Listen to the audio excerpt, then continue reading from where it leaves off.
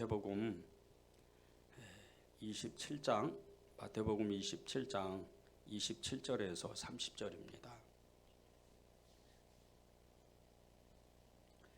마태복음 27장 27절에서 30절입니다. 제 성경이 신약성경 50쪽입니다. 다 찾으셨죠? 네, 우리 함께 읽겠습니다. 시작. 이에 총독의 군병들이 예수를 데리고 관정 안으로 들어가서 온 군대를 그에게 모으고 그의 옷을 벗기고 흉포를 입히며 가시관을 엮어 그 머리에 씌우고 갈대를 그 오른손에 들리고 그 앞에서 무릎을 꿇고 희롱하여 이르되 유대인의 왕이여 평안할지어다 하며 그에게 침 뱉고 갈대를 빼앗아 그의 머리를 치더라. 아멘. 하나님의 말씀입니다. 이 고난주간을 이렇게 지나면서 꼭 여러분에게 한 가지 권면을 드리고 싶은 것은 예수님에 관한 이런 영상 같은 것을 한 번은 꼭 보면 좋을 것 같습니다. 특별히 이제 저는 그 영상 중에 패션 오브 크라이스트 그 영상을 여러 번 봤는데 정말 볼 때마다 큰 은혜가 있는 것 같아요. 오늘 말씀과도 연결이 되는데 정말 이 예수님께서 빌라도의 관정이라고 그러죠. 빌라도가 일하는 그런 관정 안에 돌아해온 뜰입니다. 이 돌아해온 뜰 안에서 예수님이 이 로마 군인들한테 엄청나게 정말 무수한 매를 맞습니다. 그런데 그 매를 맞는 여러 가지 그 매의 그 재질들을 영화를 보면서 혹시나 이렇게 그냥 지나쳤으면 유심히 보십시오. 다시 한번 돌리고 이렇게 돌려서 유심히 보세요. 그 채찍이 처음에는 가죽 채찍인데 나중에는 굉장히 이렇게 그 안에 사슬들이 들어있고 그 맨 마지막에는 이 뼈를 이렇게 뜯어내는 그 창 같은 그런 고리들이 달려 있어요.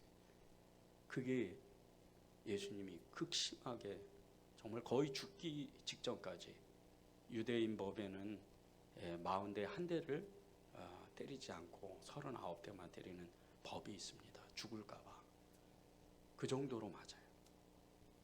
그 영화를 볼 때마다 정말 주님 앞에 엎드려서 기도할 수밖에 없는 것은 우리가 그 로마의 병정이라고 우리가 많이 고백을 합니다. 그런데 깊이 묵상하다 보면 어느새 내가 거기가 있는 거예요. 어느새 그 채찍을 내가 주님을 때리고 있는 거예요. 그런데 그냥 때리는 게 아니에요. 그 영화를 자세히 보세요. 얼마나 그 로마 병정들의 그 얼굴들이 사악한지 몰라요. 얼마나 무자비한지 몰라요. 얼마나 예수님을 희롱하는지 몰라요.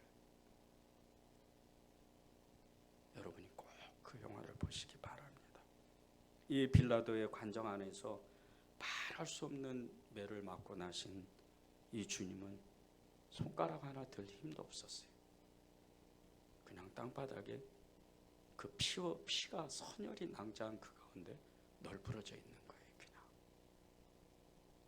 그런데 이 널브러져 있는 예수님을 로마 군인들이 길거리에서 로마 군인들이니까 유대인들의 그 가정집에 가서 그냥 강제로 빼앗아온 그 어린 양을 그거를 요리하려고 끌고 가는 것처럼 그 어린 양을 죽이려고 끌고 가는 것처럼 질질 끌고 갑니다.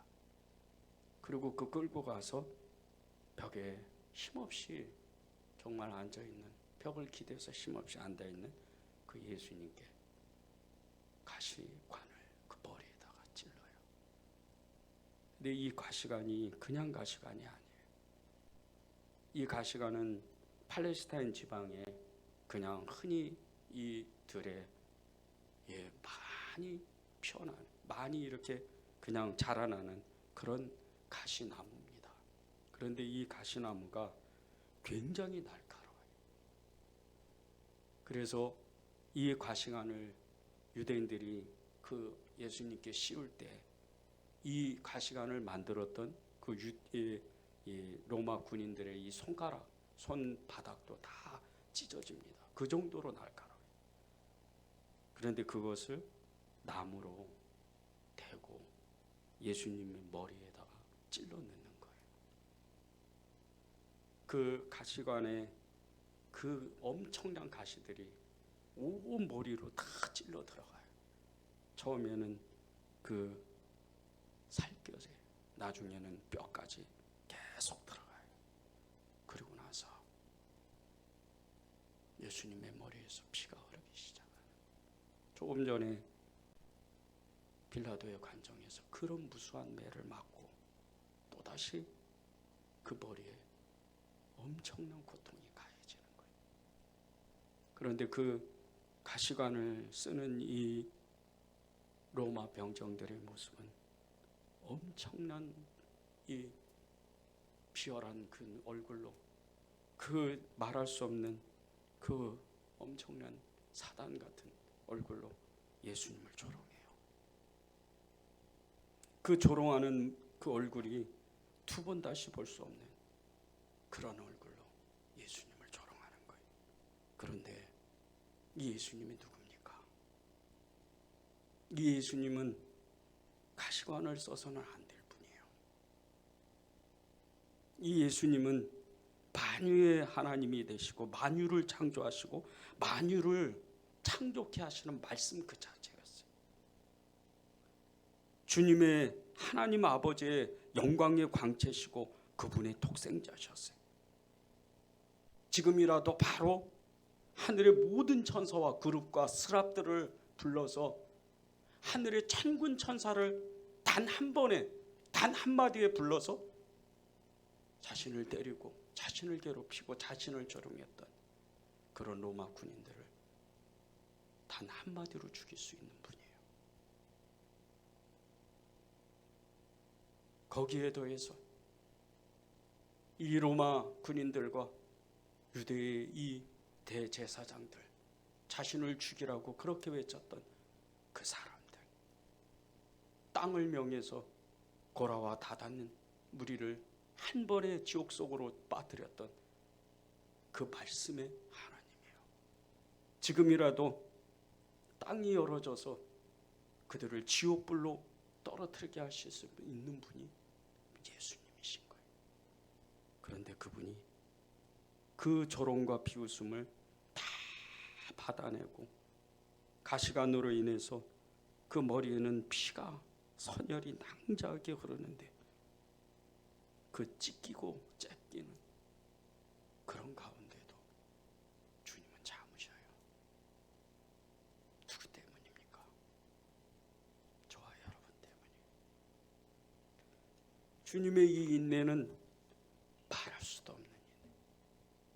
우리는 도저히 주님을 따라가지 못해요. 이 주님의 이 인내는 인내의 그 결정체, 바로 그 결정체인 거예요. 주님의 인내는 한계가 없어요.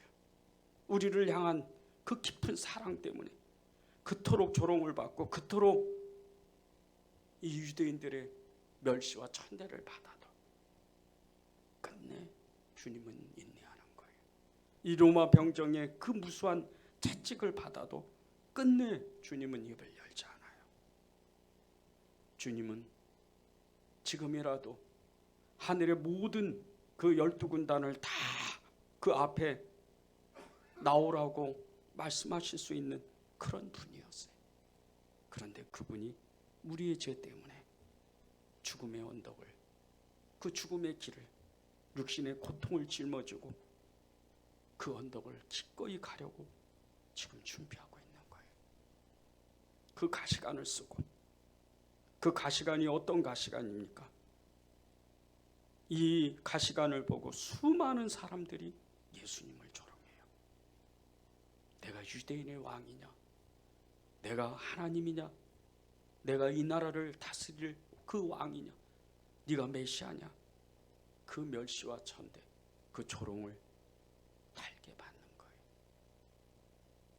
주님의 이 머리 위에 있는 이 가시관, 이 가시관을 통해서 저와 여러분은 우리가 얼마나 예수님을 조롱하고 예수님을 무시하고 예수님을 싸늘하게 바라보고 있는지, 그렇게 우리가 하나님을 조롱하고 있는지 그것을 깨달아야 돼요. 주님의 그 얼굴에 그 가시관의 고통과 그 아픔으로 인해서 흘러나오는 예수님의 피, 그 얼굴은 앞을 제대로 볼 수 없는 너무나 처절한 얼굴이에요. 그런데 그 피 사이를 그 희미한 눈을 뜨시고 저와 여러분을 바라보는 거예요. 그 평온한 눈으로, 그 사랑의 눈으로. 그리고 이렇게 말씀하셔요. 내가 너를 위해 이렇게 했다. 내가 너를 사랑하니까. 주님은 그렇게 우리를 사랑하셔요. 우리는 멸시와 천대와 조롱을 보내는데 주님은 우리를 사랑하신대요. 주님이 우리를 사랑하시는 것은 말할 수가 없어요. 우리의 이성, 우리의 지식, 우리의 그 모든 생각으로는 도저히 그것을 알 수가 없어요. 28절과 30절을 읽겠습니다. 그의 옷을 벗기고 흉포를 입히며 가시관을 엮어 그 머리에 씌우고 갈대를 그 오른손에 돌리고 그 앞에서 무릎 꿇어 희롱하여 이르되 유대인의 왕이여 평안할지어다 하며 그에게 침 뱉고 갈대를 빼앗아 그 머리를 치더라. 이 로마 군인들은 예수님을 희롱하기 시작하는데 그 머리에 가시관을 씌우고 갈대, 이 갈대는 왕들이 갖고 다니는 그물과 같은 그런 물건이에요. 이 갈대를 손에 쥐어줘요. 그리고 무릎 꿇고 예수님 앞에서 그 처절한 그 비참한 그 모습의 예수님 앞에서 예수님을 희롱하면서 유대인의 왕이요 평안할지어다. 너는 왕이잖아. 너가 정말 왕이라고 그랬잖아. 네가 왕이면 모든 사람은 누구냐? 너는 목수의 아들이 아니냐? 네가 목수인데 왜 왕이냐? 그렇게 조롱하는 거예요. 너의 그 초라한 모습으로 이스라엘과 온 세상을 네가 구할 수 있느냐? 너는 정말 왕이냐? 그렇게 물어보는 거예요. 군인들이 이렇게 주님을 조롱하고 있을 때 우리는 어디에 있었을까? 저와 여러분은 어디에 있었습니까? 저와 여러분은 그 옆에서, 로마 군인들 그 옆에서, 예수님 옆에서 우리는 울고 있었을까요? 정말 그것이 사실이고 정말 그것을 우리가 믿는다면 우리의 삶은 완전히 변화됩니다.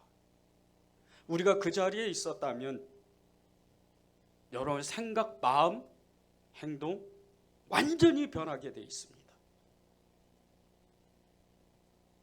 우리는 우리도 알지 못하는 사이에 예수님을 조롱하고 예수님의 머리에, 마랑의 왕이신 그분의 머리에 가시관을 우리 손으로 그분의 그 머리를 짓누르고 있는 거예요. 저와 여러분이 믿음이 있다고 하면, 예수님을 정말 사랑한다고 하면 나보다 연약한 사람을 절대 무시 못합니다. 우리가 정말 예수님을 사랑하고 믿음이 있다면 가난하고 연약한 사람을 업신여기지 못해요.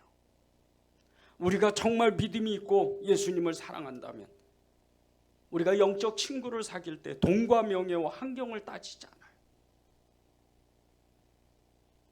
우리가 정말 믿음이 있다면 사람을 가리지가 않게 돼요. 그것은 다 거짓이에요. 주님을 믿지 않는 거예요. 그 가시 면류관을 우리가 예수님께 다시 씌우고 있는 거예요. 우리가 그 자리에 있어서 눈물로 주님을 불렀다면, 우리가 주님의 진정한 제자라면 우리는 연약한 사람을 보고 절대 연약하다고 말하지 못해요. 그것은 주님을 멸시하는 일이기 때문이에요. 주님을 조롱하는 일이기 때문이에요. 우리의 구원의 조건이 돈과 명예와 성공에 있지 않습니다. 내가 가지고 있는 돈, 그 많은 돈을 자랑하면 안 돼요. 내가 가지고 있는 집 자랑하면 안 돼요. 내가 가지고 있는 직장, 좋은 환경 자랑하면 안 돼요. 나의 가정에 그 행복을 자랑하면 안 돼요. 모든 것이 주님의 것이라고 우리가 믿었다면, 우리가 가지고 있는 모든 조건들, 그 좋은 조건들이 어떤 사람은 그 좋은 조건 때문에 혼자서 울고 있는 거예요. 그것은 우리도 알지 못하는 사이에 그 연약한 사람에게 상처를 주고 그를 조롱하게 되는 거예요.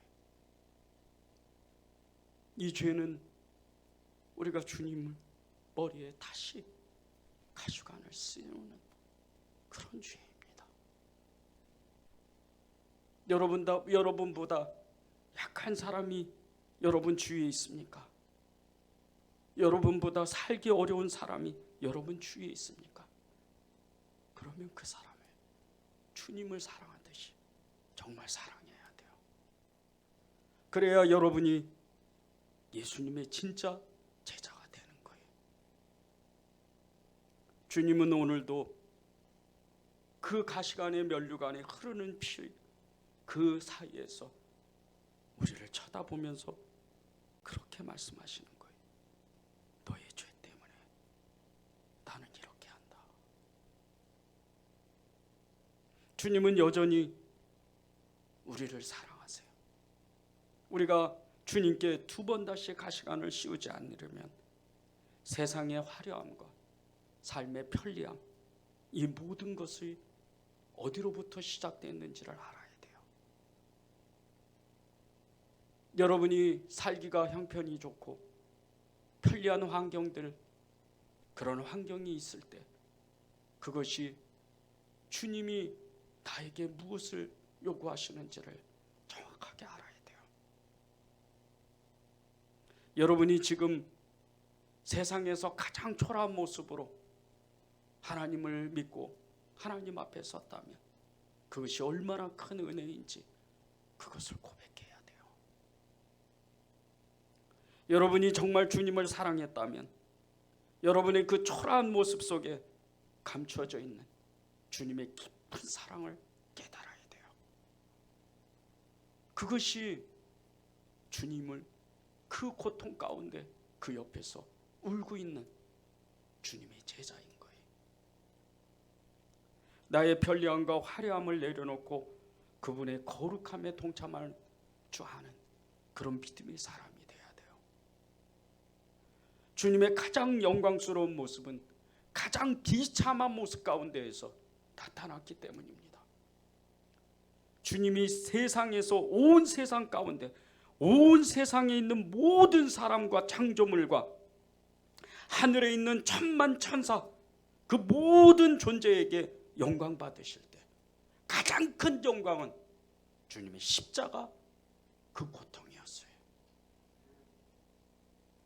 여러분의 마음을 주님께 드려야 돼요. 여러분의 시간을 주님께 드려야 돼요. 일부러라도 가난한 사람과 함께 그들의 삶을 동참해 줘야 돼요. 그것이 주님이 원하시는 거예요. 그곳에 주님의 십자가가 있어요. 그곳에 하나님의 마음이 있는 거예요.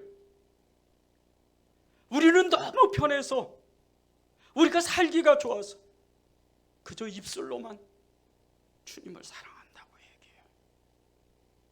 주님은 지금도 그 처절한 고통 가운데, 그 멸시와 조롱 가운데 내가 누구를 쓸까? 누가 나의 마음을 알까? 누가 내 일을 해줄까? 주님은 오늘도 그렇게 그 한 사람을 찾는 거예요. 빌립보서 4장 12절을 읽겠습니다. 나는 비천에 처할 줄도 알고 풍부에 처할 줄도 알아. 모든 일 곧 배부름과 배고픔과 풍부와 궁핍에도 처할 줄 아는 일체의 비결을 배웠노라. 바울이 누굽니까? 바울은 예수님의 그 부활의 주님을 만났어요. 십자가의 그 고통, 십자가의 그 엄청난 그 멸시와 천대와 조롱, 그것을 보지 못하고 부활의 주님을 만났어요. 그런데 바울은 스스로 가장 낮은 곳으로 내려가요. 그는 가장 비참할 줄 알았어요. 가장 비천하게 사는 방법을 배웠어요. 왜? 그것은 주님이 거기에 계시기 때문에. 그래야 주님의 능력이 나타나니까. 나의 연약함 속에, 나의 약함 속에 주님의 능력이 있다는 것을 아니까. 저와 여러분이 이 바울과 같이 왜 못 삽니까? 우리는 가진 것이 너무 많기 때문이에요. 가진 것이 너무 많으니까 주님을 전심으로 따라가지 못해요. 바울은 모든 것을 버리고 모든 것을 배설물로 여기고 그는 하나님 앞에 자신의 일생을 드렸어요. 그는 일생의 평생에 살면서 배부름과 배고픔과 풍부와 궁핍과 모든 삶의 일체의 비결을 배운 사람이에요. 비결을 안 사람이에요. 여러분이 주님의 마음을 안다면, 주님의 그 십자가의 그 가시관에 흐르는 피를 안다면 오늘 여러분의 마음이 있는 곳에 주님이 거기에 계시는 거예요. 내가 툭 건네는 그 아무렇지도 않는 말에 어떤 사람은 깊은 상처를 받아요. 어떤 사람은 교회를 떠나요. 어떤 사람은 주님이 안 계신가 보다 슬프고 아프고 마음을 쓸어내리면서 그렇게 아파요. 우리가 주님을 조롱한다, 주님을 외면한다, 다른 것이 아닙니다. 여러분 주위에 많은 사람들, 가난하고 연약한 그 사람들에게 여러분이 눈을 돌릴 줄 알아야 돼요. 그것이 오늘 주님이 저와 여러분에게 말씀하시는 거예요. 정말 우리가 주님의 제자가 되고 싶다면 우리의 이성의 생각이 아닌, 우리의 지식이 아닌 그 가시관의 영성을 배워야 돼요. 가시관 속에 숨어있는 하나님의 깊은 그 사랑을 알아야 돼요. 머리가 좋은 사람은 자신의 이성적인 판단과 그 자신이 그동안 갈고 닦은 학문을 통해서 지식의 탑을 쌓아요. 이 탑이 쉽게 무너지지 않습니다. 예수님을 알았지만 자신의 이성과 지식이 동의해야 행동할 수 있는 그런 사람이 돼요. 이런 사람은 마음이 뜨겁지가 않아요. 이런 사람은 주님을 가리지 않고 앞뒤를 가리지 않고 쫓아가지를 못해요. 예수님이 가장 기뻐하는 사람이 어떤 사람인 줄 아십니까?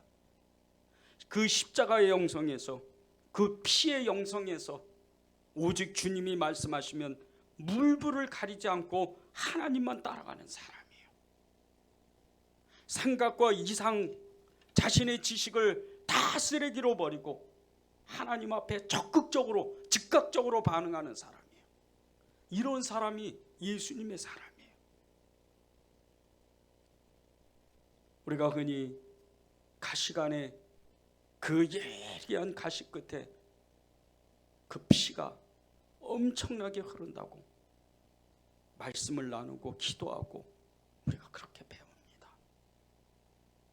그런데 그 가시의 끝에 그 예리하고 날선 그 끝에 가시가 어디로 향하는지 여러분이 알면 이것이 얼마나 큰 은혜인 줄 알게 됩니다.